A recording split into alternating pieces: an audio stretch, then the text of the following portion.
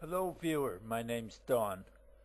This short video is about my visit to Ridgetown, Ontario and traveling to Cornwall, Ontario to visit friends.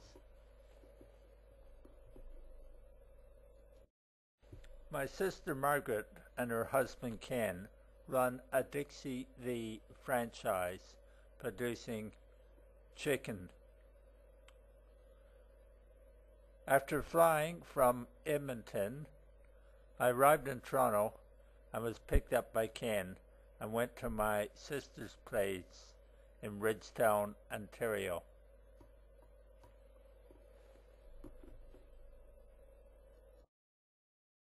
Here's Ken hard at work. Ken used to be the high school principal but resigned in his mid-50s and bought a small business, the chicken franchise.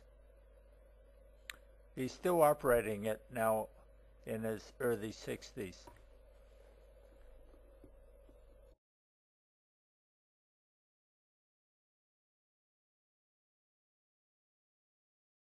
It's always enjoyable visiting my sister's house because there are many mementos from my parents' house.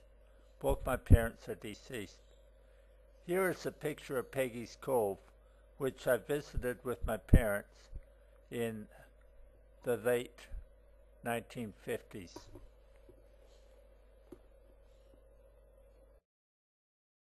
Here is a painting of the Mountains of the Mourne. My parents took our family to Ireland outside Belfast in 1954, and we spent 6 months there.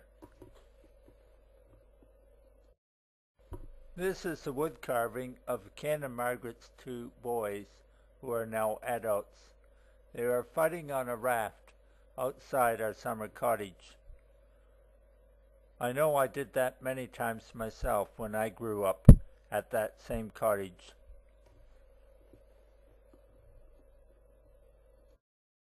This is a typical Northern Ontario lake scene, which I identify with.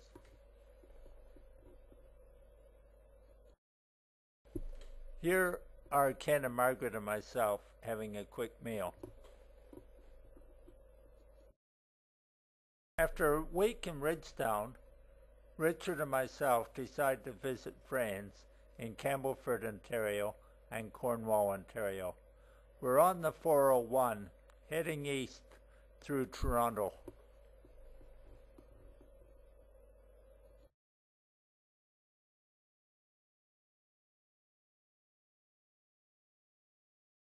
Toronto is a huge metropolitan city with a population of over 4 million people.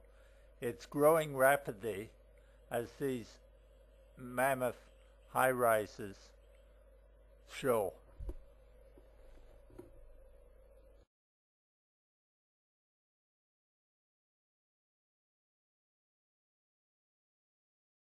Many people live outside Toronto in places like Oshawa, called satellite communities, and they take the GO train into Toronto, a double-decker affair.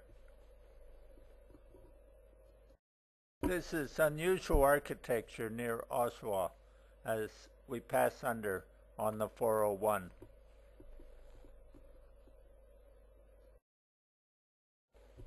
We arrive in Campbellford at our friends Ellen Armott, or Ellen and Carol Armott, and this is their home.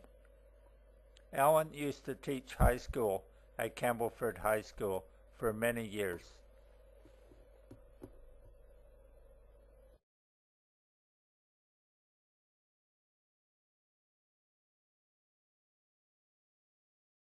Ellen joins us for a trip through the Maritimes.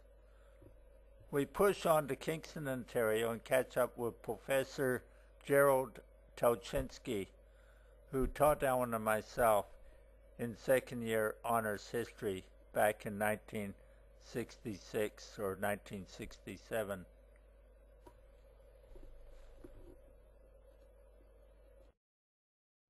We drive on to Avonmore, Ontario, where a friend of mine who went through history with me runs a Barclays general store. Murray Barclay was working on his PhD when he decided to give it away and take over his father's general store.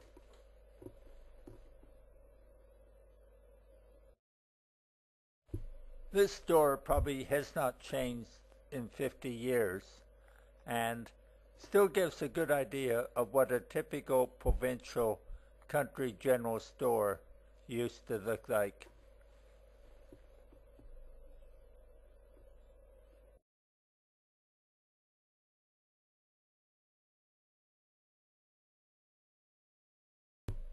The biggest selling counter is, of course, the liquor cabinet.